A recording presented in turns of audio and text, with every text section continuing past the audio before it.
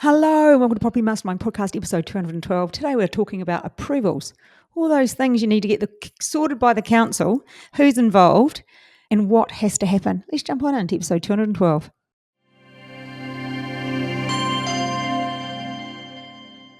Hello, and welcome to episode 212. Today we are talking approvals, DAs, and things like that, all the stuff that happens at the council.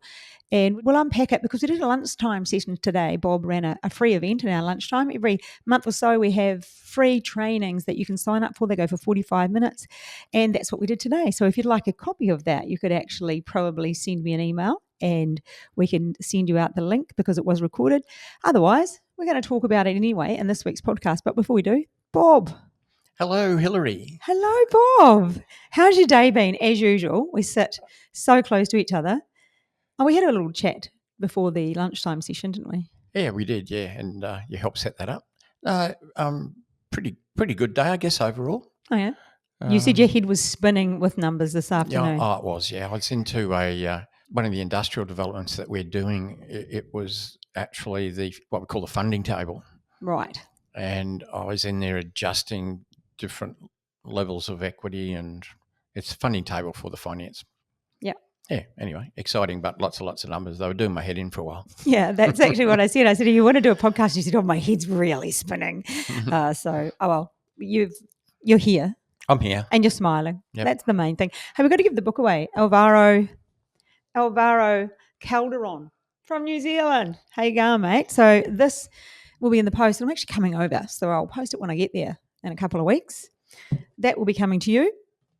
You recently got the feasibility calculator, and I hope it's working out just the way you wanted it to.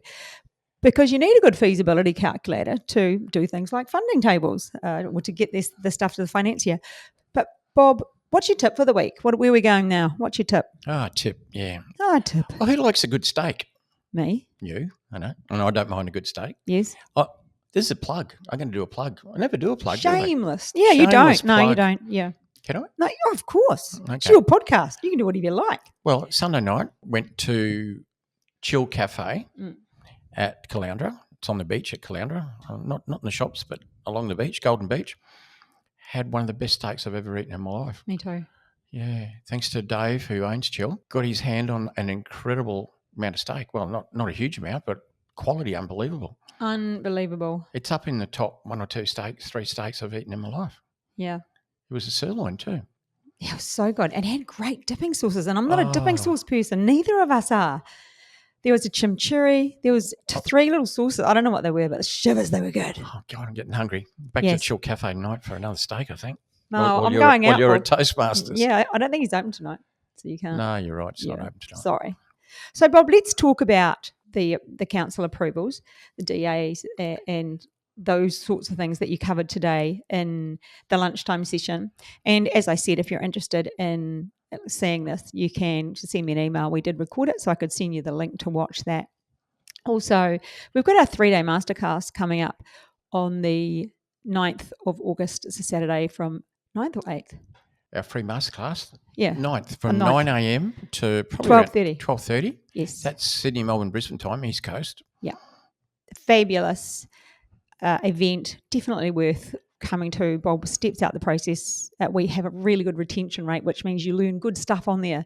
We do them a couple of times a year and they're fabulous. So if you're interested in some great free training, you'll want to sign up for that. And there will be a link below that you can register. You do have to register to get the Zoom link and all of the information. You'll get the workbook and all the stuff that goes with it. Anyway, Bob, I have got the PowerPoint notes here from today. Look at you. I know. Full disclosure, I just went and got them out of your bin. I thought that'd be a great way to do it. Okay, let's talk about the permit types that are required for property development. Okay, so we're talking about property development permits. Yes. And to keep it simple, there's 2 types. We've got what we call a development permit. That's the first one we have to get. It's pretty much around town planning. And then once we've got that, we need to get a building permit. So we can then get to a point where we can go on, get a builder and build. If you're in New South Wales, the building permit's called a construction certificate, but it's the same thing. So they're the 2 types of permits. With the building permit, there's a couple of little, you might call them sub-permits that we might have to get. We might have to get a demolition permit, for instance, and there's some drainage permits we need from council. So, yeah, but the two biggies, what we call a DA. A DA is a development application or a development approval, a DA, and a permit. Let's just call an approval a permit. Yep. There is a technical difference, but for the sake of this, development permit, development approval, we'll call it the same thing, and the building approval, the second one. Yeah. So if we look at the team required for your development permit, so funny because we never call it that. We always call it a DA, but it's okay. We're going to call it for your DA, your development Call it permit. a DA. Yeah. So who do we need? Well, it depends on the type of project that we're doing, the size of the project, the type of the project. So if we've got something really simple, let's just say, in fact, you know what? If you're doing a splitter, you don't need a development approval. That's You right. don't need a DA because a splitter is 2 lots on one title. And so it's already 2 lots. So what we do is we have to cut the title, not the lots. You don't need a DA for that. But if you're doing a 2-lot subdivision, a lot of people just call a 2-lot subdivision a splitter. But if you're doing a 2-lot subdivision, you will need a development approval.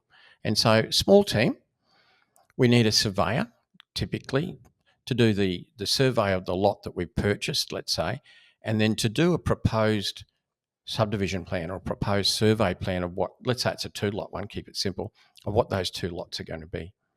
And that's the surveyor. We might need a town planner.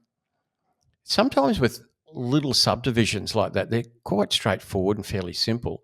And a consulting surveyor can actually handle the town planning aspects with council. But let's say it was a little bit more complex and we need a town planner.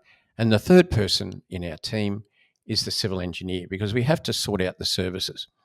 So the lot, let's say we purchased a lot and we're going to subdivide it into 2 lots. It would already have a connection for sewer, water and stormwater and power and perhaps other things as well, maybe gas, whatever.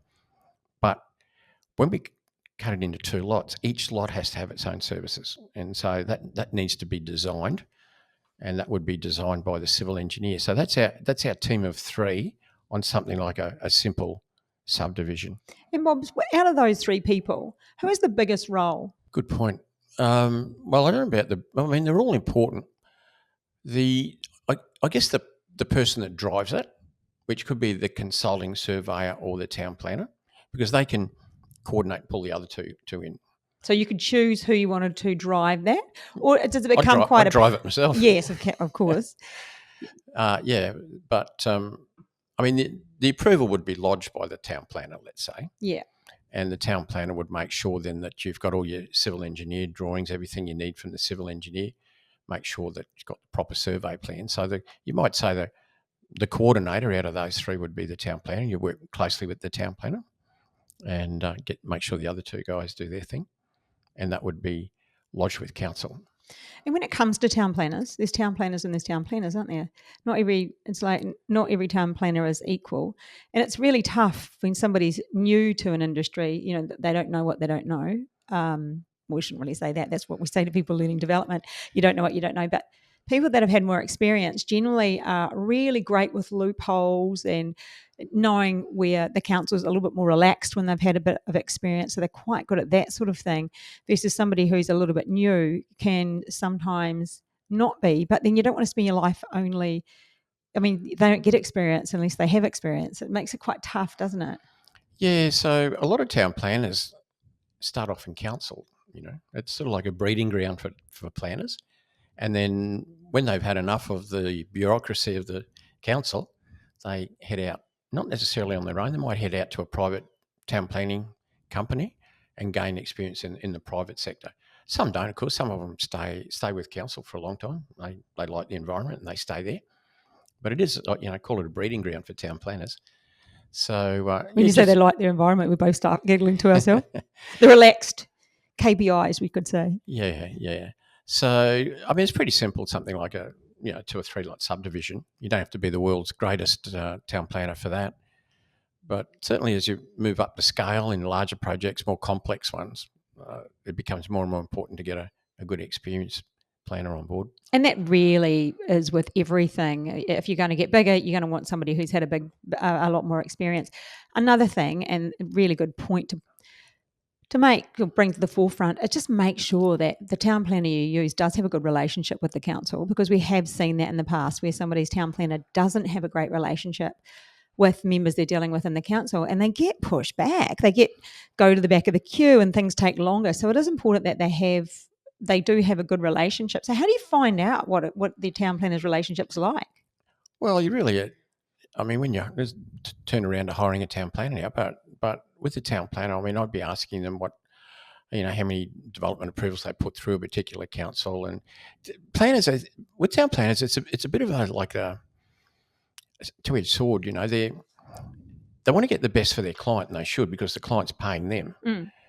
But then they're also trying to be respectful, I guess, to council as well, because they're going to have to keep dealing with them. As long as they deal with that council, they're going to be dealing with a lot of these common council members. And so the best town planner is somebody who has a good relationship with council, but if called to, will put the boxing gloves on. Yeah, cool. What's your favourite, the town planner, or does it just come to the person, the civil engineer? Who do you like to work with the most? Oh, look, I like working with town planners because with engineers, and I love engineers too, but it's very technical. Yes. Engineering is all about design, black and white, design yes and maths, no. Yes. And that's great. And we have to choose the right civil engineer, we have to get the right designs and everything. But that's great. But you sort of don't have a lot of involvement because I'm not a civil engineer. You don't have a lot of involvement in what they do, other than if there's a bit of work like on some projects where we're trying to get a sewer connection downstream, or maybe stormwater discharge, which can be important. Not normally a problem with a two-lot subdivision, but working to solve that as well. That's good. Work with an engineer on that. But with town planners, it's a bit less technical. There's room for movement. There can be a bit of room, yeah. Yeah. So that's where that experience comes in. They know stuff. And what was the other one we had? What was our third one? We had the civil engineer, the surveyor. I mean, a surveyor is a surveyor, but there's two types of surveyor in a way. There's surveyors who go one with the 4 pegs. Yeah, well, 4 pegs or more than 4. Yeah. People that go on site, they do detailed survey, they do contours, they plot where trees and houses and sheds and everything, they go out in the road. That sort of engineer who does all that.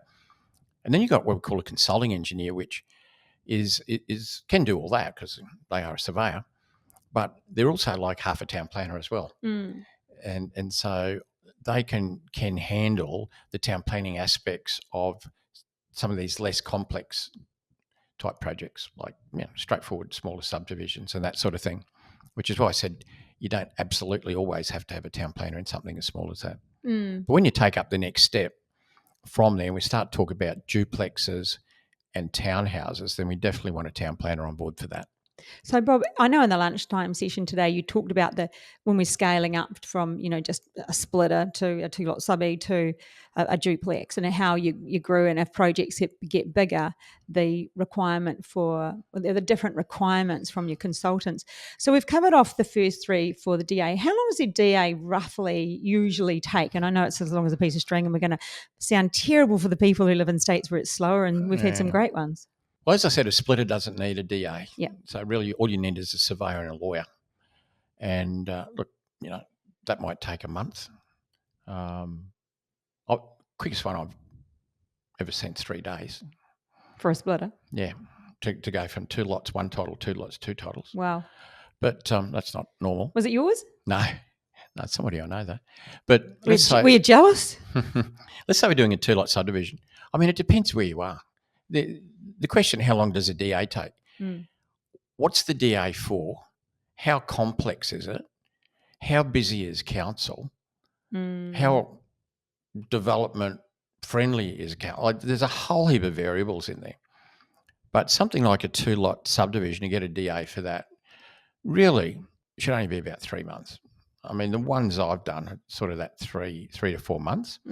But I have heard of people occasionally in other states, in councils that are far less friendly to developers, taking anything up to 12 months, which is horrendous on such a small project. You use the word complexity. What do you mean by the complexity of the DA? Is that the size of the project, or is it a bit more around, is it not always size when it's about complexity? can be size. Like, for instance, let's say take it up a bit. We've gone from a 2 or 3 lot subdivision. We've talked about townhouses and duplexes because there's a couple of extra team members in there. So we had 3 team members for our little subby. But now, of course, once we start building a building, we introduced an architect. And so for something like say a duplex on the DA side, well, we'll have a surveyor, we'll have a town planner, we'll have a civil engineer. But now we have an architect and a landscape architect to do a landscape plan. So once it's a bit more complex because we've got 5 people. Yes. And it's still fairly straightforward, something like a duplex, although there could be some engineering issues as well that could come into it. Getting sewer connections sometimes can be difficult, getting a legal point of discharge for the stormwater.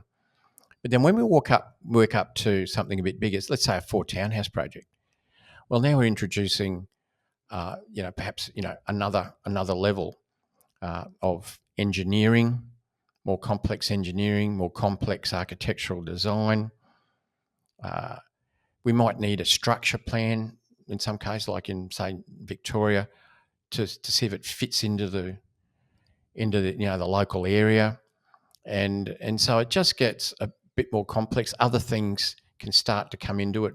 There can be constraints now on things like car parking, landscape areas, garden areas, boundary setbacks, Heritage. And then that's another level. There could be like heritage or age issues can come into it. Can we really demolish the house? All these things start to come into it as we go up. Then we could take the next step up. Let's look at some apartments. We might have a basement, 3 or 4 levels of apartments. Once again, you're talking about things like overshadowing, and so it becomes more and more complex. As the project gets bigger, and more issues have to be resolved with council, more consultants have to be engaged. So we've added to our team. So we've got our town plan. Let's go through the list again. We've got our town plan, and then we've got our the civil engineers, and then we've got our other engineer. What's his name? Surveyor. Sorry. Let's go back. End of the day brain fade. Let's go back to the townhouse stroke duplex. Yeah, we've added a couple of extras. Yeah, and now we've gone and added the rest. Yeah, we've added the architect, and we've added the landscape architect. Yeah, so, and then, if we stepped up, as I said, to apartments, we might now have to have a fire engineer do a report. We might have to get an electrical engineer to do a report to see if there's sufficient electrical capacity there, or do we need a transformer? Hydraulic starts to look at it now. Do we need boosters and all that sort of thing? Now that sort of transitions from the development approval into the building approval as well. And so that's the next approval. Of course, after the development approval is the building approval. And that's another step up again. So we don't have a building approval per se for a little 2 or 3 lot subdivision, but there is engineering design, and some things have to be built. So services have to be extended and connected, stormwater, sewerage, that sort of thing, water, water meters put on, perhaps a crossover, the second entry for the second lot. If it was a bottlenecks block, there could be a crossover, and then perhaps a long driveway down the handle of the axe, the battle axe. And so there is design and construction. But when we step up to building buildings like duplexes and townhouses, and we're starting to talk about getting a building permit. So the town planner's dropped off, but the other guys sort of stay, and now we've got some extra. Now we unpack that. Well, now we've got a structural engineer introduced who has to design the foundations, the footings, the slab, any retaining walls over 1 metre, the driveway, the crossover, the frame, the tie downs, the bracing, and structural members like steel or laminated beams. So there's a bit there for the structural engineer to do. But at this building permit stage, the architect's back, but now he's got to put a lot more detail into the design, because the development permit's more like a town planning permit. And the architectural design at that level isn't heavily detailed. At that development approval stage, they'll have a site plan that, let's say, the 2 floor plans of the 2-level two-level duplexes, and some elevations, north, south, east, and west, but not much more. And so now up into the building approval stage, where we're really putting a lot of dimensions on things and cross-sectional, cross sections, like you put a big slice through the design and have a look. So architectural, a lot more complex, structural engineers in there doing all those things I talked about, possibly a hydraulic engineer if we're doing townhouses. So they'll design all the interior hot and cold water runs, all the fixtures that are in there, sanitary, wastes, like all of that. That's a hydraulic one. You wouldn't need that on a duplex because the builder's plumber, it's pretty simple, can do that. So once again, more complexity. Couple of other engineers dropped in there. Yeah, and it's funny Certifier. as you're listing them all off, Bob, and it's just unbelievable that you've got them all just like they do that. Yeah. But I suppose then you're really pointing out how much goes into it. There is each of those people has such a very specific job because they're pulling something out of the ground that someone wants to live in. Yeah, so it's pretty amazing. So where have we got to now? We're at the building permit stage. Well, we're at the building permit, and we're saying, we've got more players coming in, more consultants coming in now, and that adds complexity in itself, because you've got certain consultants who are relying on other consultants before they can start work. So at this building permit, building approval stage, as I said, the architect's doing a lot of detailed design, but the civil engineer's sort of waiting for some of that design to do some of theirs. The structural engineer's waiting as well. There'll be a soil test. They could start designing the foundations, but they can't do the frame, the tie downs, the bracing until they got that. So architect, first cab off the rank, number of people are waiting for him. Hydraulic engineer, civil engineer, they need to work closely together. Second 2 cabs off the rank. Yeah, 2 and 3 cabs off the rank. So, and the certifier or building surveyor, if you live in Victoria or Tasmania, do a similar job, certifier. That's the consultant that really pulls the whole package together. The certifier, if you need a demolition permit, for instance, to knock the old house down before you start building, they'll do that. They also go over the architect's plans to make sure they conform with the building code so that eventually they can put their stamp of approval on those. All the engineering designs need to be stamped approved, but engineers can do their own. They're allowed to stamp their own plans approved, but then that'll all need to be done. And so there's a whole range of things when we talk about a building approval or a building permit. There's all these different things that need to be pulled together, and it's usually the building surveyor or the certifier who pulls this whole package together. And there'll even be you need a report, sometimes called basics in different states. It's got to do with a whole range of things.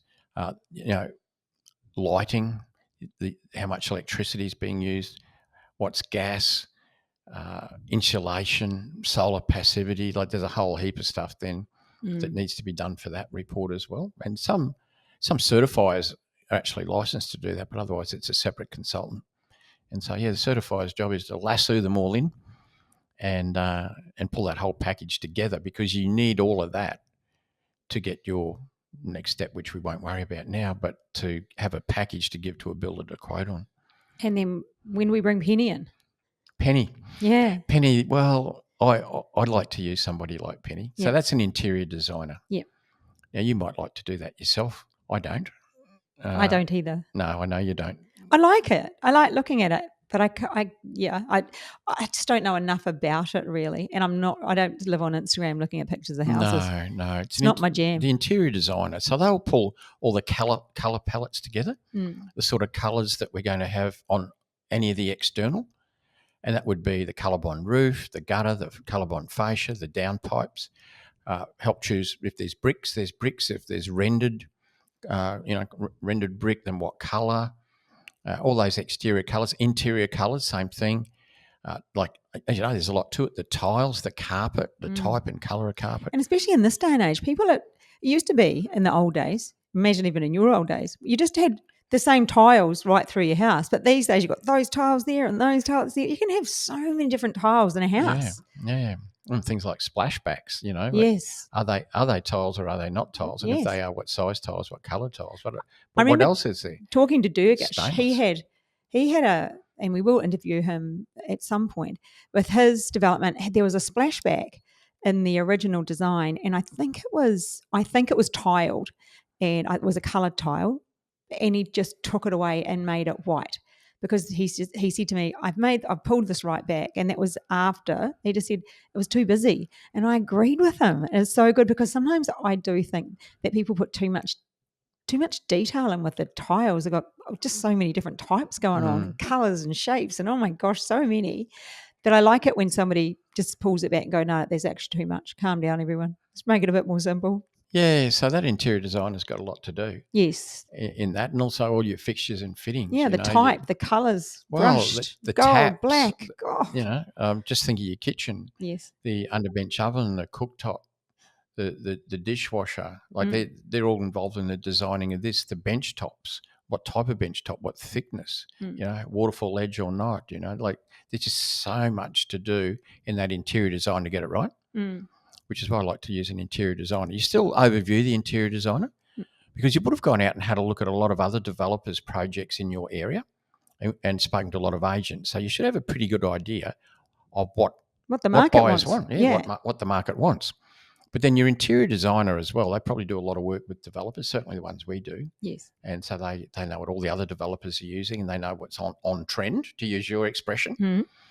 And so, yeah, it's you working sort of closely with them, but not having to make all those fiddly little decisions. Intricate. Oh, yeah. Yeah, it was interesting. We had that meeting a couple of weeks ago with the builder for the industrial units, and we're putting a mies floor in there, and the builder actually came up with a better way to do of heart. He goes, which was great. With the conversation with him, he goes, we've been doing a few, and I think you should do it like this. And we were just like, oh yeah, that's a good idea. Let's do that. It was so good. Quick change on the spot. Yeah, but it was a little bit more cost effective, and he thinks it's far better. And it was just, he was able to give us the reasons why, and it was a great idea. So once we've got through the interior design, how long does the BA generally take? Look, good point. It can vary. Like on something like, say, 3 or 4 townhouses, it can take up to 3 months from the time you get your development permit, let's say, until the time you've got your full package of everything. Because remember, some consultants are waiting on other consultants to finish, and you could have like 3 people. It's like a relay. Yeah, it's like a relay. They've got to pass the baton. Yeah, it is. It's a bit like a relay. Don't drop the baton. No. But don't hog the baton. Well, you might run out of your box. That's the problem. Yes. I've done that once or twice. Yes. It's not good. Not good when you've got a team event and you run out of your box. But forget about relays for a moment. Yes. Bob used to be a runner for those. Yeah. So you're sort of as fast as the slowest person. Yes. If your architect's really slow with you getting your building permit designs together, then he's going to slow down the structural engineer. He's going to slow down the civil engineer. You're going to slow down. You get last in the relay. It's going to slow down everybody. Even our interior designer wants the full set of documents as well, and then slow down the certifier. So, but look, if you allow 3 months from way to go, something like a duplex, less complex, might be able to punch it out in more like maybe 7 or 8 weeks. Apartment building could be, a good 3 or 4. So, Bob, after the DA, can you start BA the day after the? Yeah, and sometimes we get. That's a good question. Do you have to wait till you got your development permit issued before you start the building permit? And the answer is no. That's what we call fast tracking. So we can get a head start on starting. Like the architect, for instance, can start to do all his detailed design. You want to be pretty sure that council's not going to come back and ask for any more changes, and usually that because the process with council is just, it's pretty much the same everywhere. You lodge, say at the DA stage, you lodge your DA documents, your application, then you'll get notification from the council that it's been lodged correctly. They'll give you a list of, who the assessment manager is and so forth. And then they'll come back with an information request. They'll have questions that you have to answer. Usually it's your architect and your town planner that answer those. Then it goes back in, and that can happen more than once, or it might be enough if it's not complex. And then eventually they'll make a decision. Hopefully it's an approval and you don't have to go and appeal. And so that's that DA process. That now I've totally lost my train of thought. The time gap between the DA and the BA being lodged. And so there'll come a time when council aren't asking any more questions, and they basically tell you that they're fine and that to approve it, but it still has to go through this bit of a process. It has to go, at the council meeting, and it has to be signed off. So there's probably 4, 5, 6, 7, 8 weeks where you're going to get an approval. 99% sure you're going to get an approval, but it just hasn't been stamped yet. So at that point, during that month, it's a pretty safe bet to start doing your detailed architectural plans, that there's not likely to be any changes to that design out of left field. And that's called fast tracking. There is an element of risk. Something could come out of left field that requires changes, and so your architect might have to make a late change to something, or if it had gone too far to the structural engineer by then, well, he'll have to make changes. That'll cost money, but generally, it's fast tracking. So, Bob, I think we've pretty much unpacked everything that we need to when it comes to the people in our, to get our DA and BA done, so the council approvals. Is there any other question I should ask you that I've missed out? I think I've done them all. No, you probably covered it, I think. Yeah. I think it's just really good to go over what people do, so people understand them and understand the complexity of what goes into each of those reports, and just the wee tips around, being able to lodge and the level of risk you might put yourself toward. But I did listen to the lunchtime thing. I was on there answering a few questions in the chat box, but really useful stuff, Bob. Thank you so much. I hope that you listening got something from that. Any other tip for the day to do with DAs or BAs? Not really, other than keep on top of your consultants. So when you engage these team members, you get a quote, a fee proposal, which you need, and you can get fee proposals from a number of them if you like. But also make sure that you hold them to account on their timing, because one can hold you up, but it's really holding up 2 or 3 people. Yeah. And time's money, particularly if you're settled on your site, you might be paying interest on it. Then you really need to keep on top of your consultants, on top of the time, and keep it pushing forward. And another thing you can do, which we've been doing with the industrial projects, is even before we've settled, we've got all the DA information ready. The day we settle, it's gone in to council. So you can actually do that work prior to, which is quite a money saver, because remember, you pay for the money, the interest payments. So money saving time saves you money. Thanks, Bob. Another great episode, and I hope you got something out of it. We'll catch you. Oh, just a reminder, the masterclass, the free one, coming up in August on the 9th. And from 9 a.m. till 12:30 East Coast time. Yep. And we do have a 3-day workshop in September 19, 2021. It's going to sell out this year, so if you're thinking about it, you don't want to muck around. All right, we will catch you next week. Bye now. Bye.